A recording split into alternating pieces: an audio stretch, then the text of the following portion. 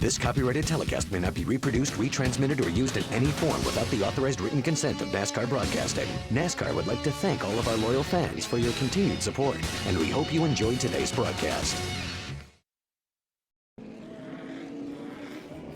Welcome back to Martinsville Speedway. Our first caution of the day came out on lap 41 just moments ago.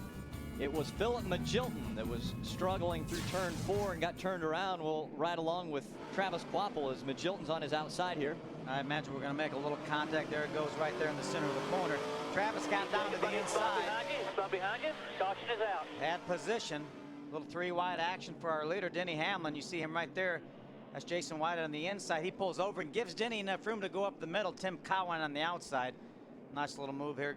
Gives him a little bit of distance over that. It's a unique racetrack, and the concrete in the corners, asphalt on the straightaway. It's a real challenge, and you come up off the concrete. When you hit that split right there with the concrete, we got the yellow flag out. Second time today, and the 85 was slow on the racetrack. Brent Raymer. It really caused an accordion effect over there off of turn number 2. I don't think anybody else got turned around, but a lot of trucks got a little bit of damage front and rear. Furthest back as we've got another spin. This one in turn 4, and the caution comes out once again. Now, is there any question after 63 laps? I still think it's too early with a small fuel cell. To be safe. I mean, now you gamble. Now you got to wonder if you're going to get enough caution to make or not if you come now. See Scott Speed on the inside of that 85 truck.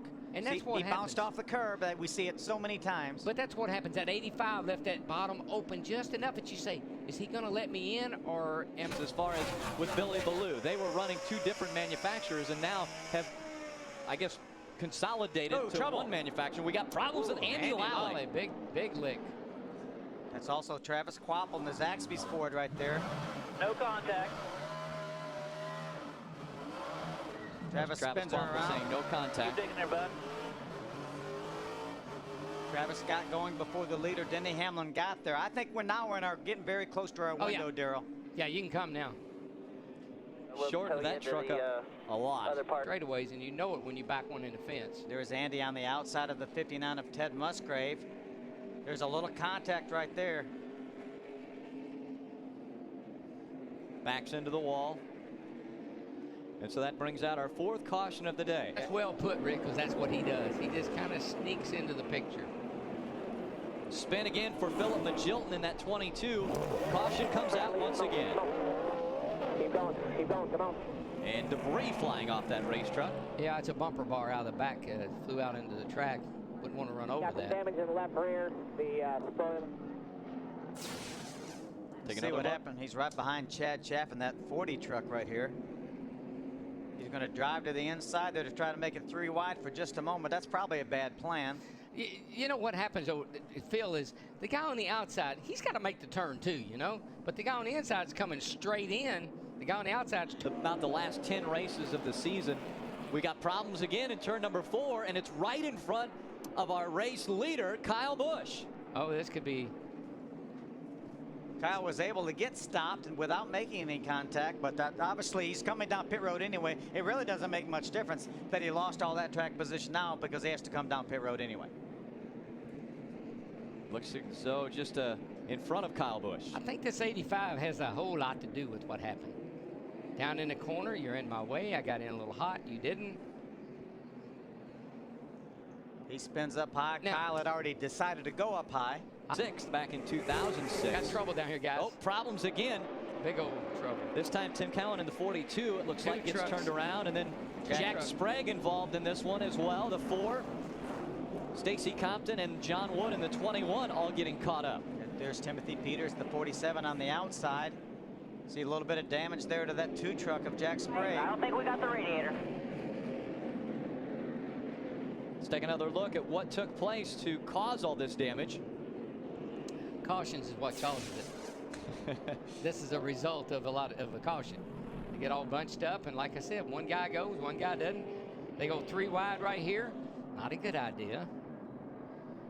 That 85 has been involved in a couple of incidences already, and John Wood just used up that 47 truck. They just drove down in there. He was on the inside of the 3 wide battle, and you really don't have your marks when you. Travis Quapple and the Zaxby's on board. Hey, look behind this Zaxby's truck right here. That's a gunbroker.com Dodge right there. Jason White. Jason White. Another Trouble, spin. trouble. Philip Magilton backs into the traffic in turn number 4. That brings the caution out. Right, backs right up in front of Wow. the leader. How many times has that 22 spun out now? Well, that makes it 3 wide. 3. That's 3. Left side tires here. Front flat. And this is the second time we've seen the leader get trapped behind a spun out. Who's the lead? Take another look right here. You see him going to drive down to the inside. He's on the inside of that 85 truck. He's on the outside of the 03 of Chrissy Wallace. And make a little contact. Creates a smoke screen. He is definitely the man at the short tracks. DW said it best. And caution, I believe, is out. Yeah, Krista, in turn number 4, we've got Chad Schaff and Todd Bodine turned around. And so that brings out our 9th caution of the day. That's going to help Brendan Gaughan. Take another look at what just happened in turn number 4. There's some contact here, I do believe. Looked like the 2 of Jack Sprague got in the back of Todd. Todd trying to regain control. Unfortunately not able to do so. Then Chad Cheffin came along. He got a little bump Bam. from the back from Chad McCumbee. Slid into Todd, little incidental contact. well- Number 155, trouble. Problem in the turn 3 wall. That 16 of Brian Scott gets shortened up on the bed once again, and now it's the 10th caution of the day. You know that old saying we always use, cautions breed cautions. You Yeah. know where it came from? Probably Martinsville or Bristol. Yeah. Come on around. Come on. Just run over the... Getting in gear, I think. Get that one turned. That's a new approach right there. You block the track. That way you can't go a lap down. And it didn't work. Looked like he was a little bit sideways. There may have been some contact with the 6 of Colin Brown down the back straightaway. Much in practice Got one yesterday. around. Turn 4 here, guys. The 6 of Brown. Colin Brown gets turned around. No caution as of yet. He's not in the groove. If he gets going again, he'll jump back in. Now they bring the caution out. Come on. That's all we needed. Come on. 11 cautions here at Martinsville for the trucks. It's going to help Brendan Gaughan. See if we can see what happened to Colin Brown as he got down in turn number 3. That's Jason White, the 08 on the inside. Looks like the 33 of Ron Horner. It makes a little bit of contact, but it doesn't take much to get you turned around here. And that's the thing about this racetrack. That's why we have so many cautions. Just a little nudge. And it puts him up here. He's a little loose getting in. You can see that. Ron gives him a little nudge, and the round she goes. Welcome back. Our 12th caution of the day has come out. It was the 52. Ken Schrader got turned around. We see the 10 on pit road.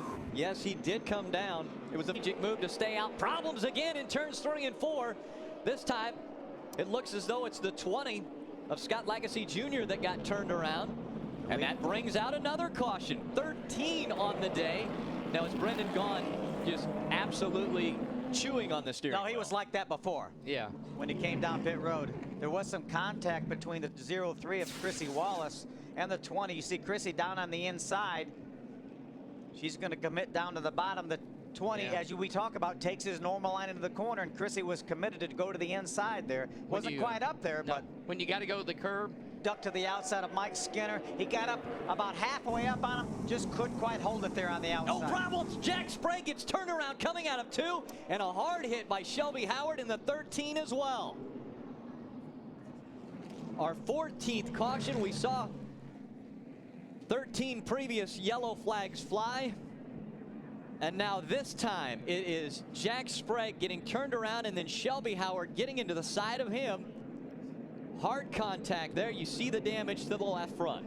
Let's take another look at what just took place coming out of turn 2. See the 30 of Ty Bodine goes by.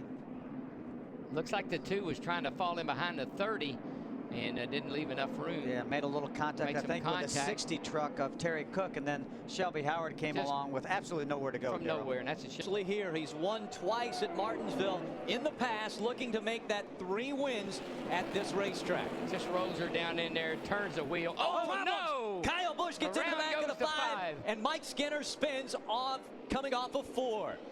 And nobody hit him. That is incredible. Incredible job by those guys to avoid him. And the spotters. Somebody did hit him. Well, to start it. Oh, yeah, okay. But after he spun, I'm talking about. I don't. See Kyle barrels it down into turn number 3. Ooh, Skinner just didn't go. Skinner just had it like almost like he didn't go. Or did maybe ran out of fuel, possibly? He could be, because he looks like he's out of gas. He's out of fuel. That's what it was, exactly. Not just the cat driving it, but once again, Richie Waters has come through. I know one thing, if I did these races every week, whatever Richie did, that's what I did.